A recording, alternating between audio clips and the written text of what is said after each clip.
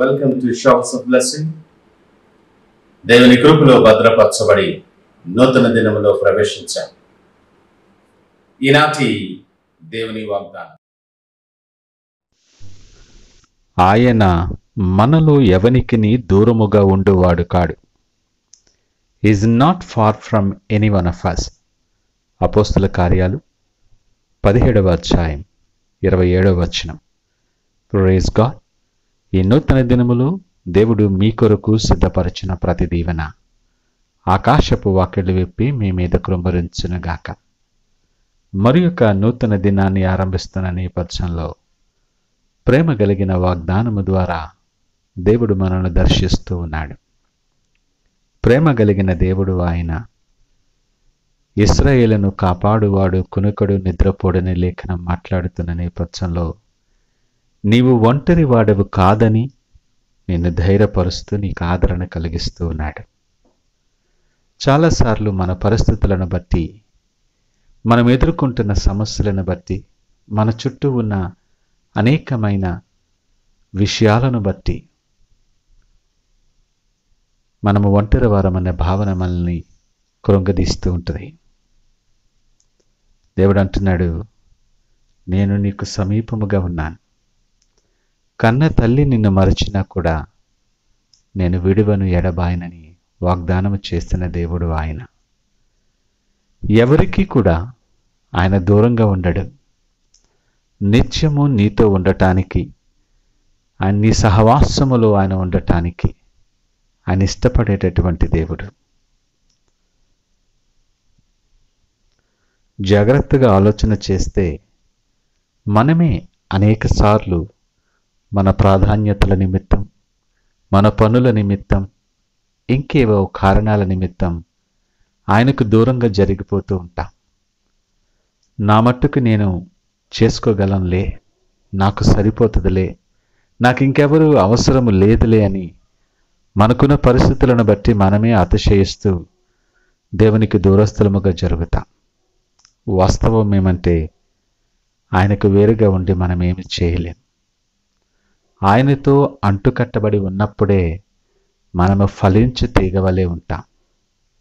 ఈ వాస్తవాన్ని గ్రహించక లోకము వైపు నీ స్వశక్తిని ఆధారం చేసుకొని, నీ జ్ఞానాన్ని ఆధారం చేసుకొని దూరంగా వెళ్ళిపోతూ ఉంటాం.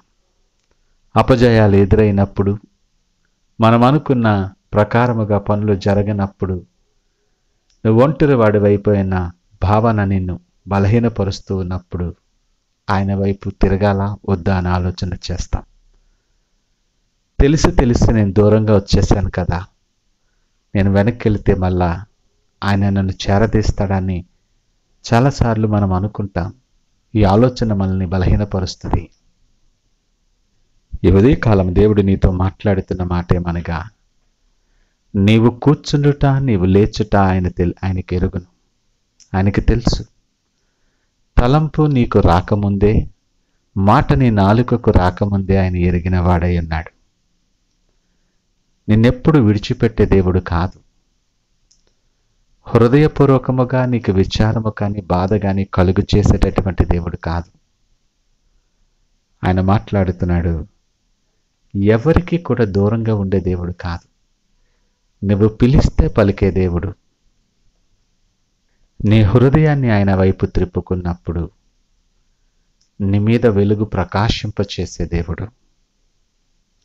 ఈ నూతన దినాన్ని ఆరంభిస్తున్న నేపథ్యంలో ఒకవేళ నాతో ఎవరూ లేరు, నాకు ఎవరూ సహాయము లేరు, నేను ఒంటరి వారిని అయిపోయానని నువ్వు బాధపడుతున్నావేమో.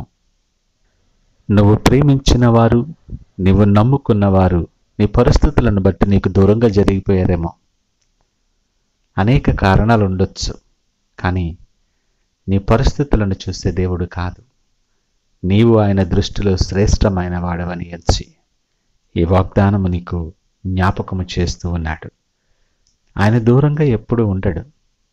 రక్షింప నేరక ఎండునట్లు ఆయన హస్తము కురుచ కాలేదు.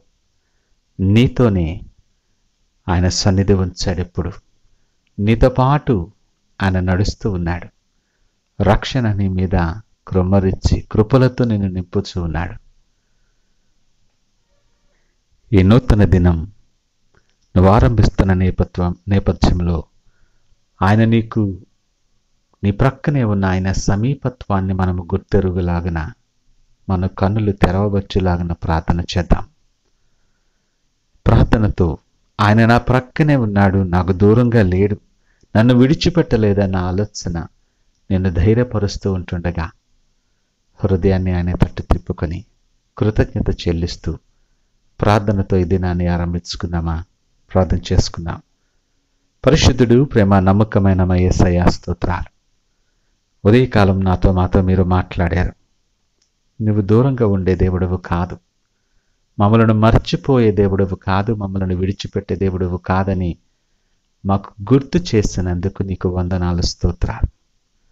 అనేక బలహీనతల చేత మేము దూరస్థలమైపోయి నిన్ను మర్చిపోతున్న నేపథ్యంలో నీవింకను మా కొరకు చేతులు చాచి ఉంచావన్న మాటను మాకు జ్ఞాపకము చేసావు. మీకు వందనాలు ప్రభా. మా అజ్ఞానాన్ని బట్టి, మా బలహీనతలను బట్టి మమ్మల్ని క్షమించండి. ఈ నూతన దినం మా కొరకు నువ్వు సిద్ధపరిచిన ప్రతి ఆశీర్వాదాలు మేము పొందుకొని నీ సన్నిధిలో సాక్షిగా ఉండులాగున నీవు మా తోడు రాగా, నీ కృపాక్షేమములు మా వెంట రాగా, నీ కృపలో నిలిచి సాక్షులుగా ఉండటానికి, మీ కొరకు మహిమగల పాత్రగా వాడబడటానికి సహాయం దయచేసి మీరే మహిమ ఘనత ప్రభావాలు పొందుకోమని యేసు నామమున అడిగి వేడుకొంచున్నాము తండ్రి. ఆమేన్. God bless you.